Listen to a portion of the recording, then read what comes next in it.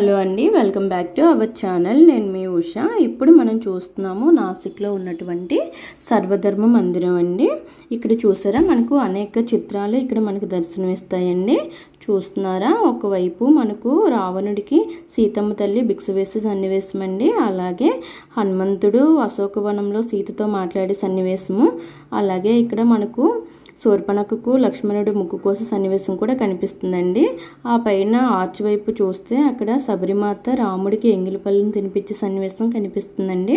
ఆ పక్కనేమో భరతుడు రాముడికి చెప్పులు తగిగే సన్నివేశం కూడా కనిపిస్తుందండి. ఇక్కడ మనకు ద్వారానికి ఒకవైపు లక్ష్మణస్వామి, ఒకవైపు హనుమంతుడు ద్వారకాపలుగా ఉంటారండి. ఇక్కడ లోపలికి వస్తే మొత్తంగా టెంపుల్ మొత్తము ప్రశాంతంగా అనిపిస్తుందండి.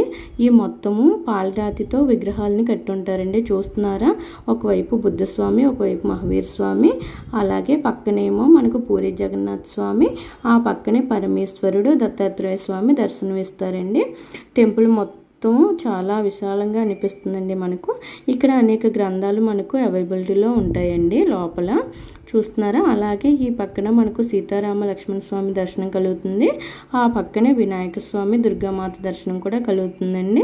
ఆ పక్కకి వచ్చేటప్పటికి రాధాకృష్ణులు, లక్ష్మీనారాయణ స్వామి దర్శనం కూడా కలుగుతుందండి.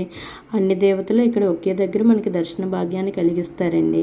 అందుకే దీనికి సర్వధర్మ మందిర్ అని పేరు వచ్చిందండి. నా వీడియో మీకు నచ్చినట్టయితే ప్లీజ్ లైక్ చేయండి, షేర్ చేయండి, సబ్స్క్రైబ్ చేసుకోండి. థ్యాంక్ యూ ఫర్ వాచింగ్ అండి. Bye, take care.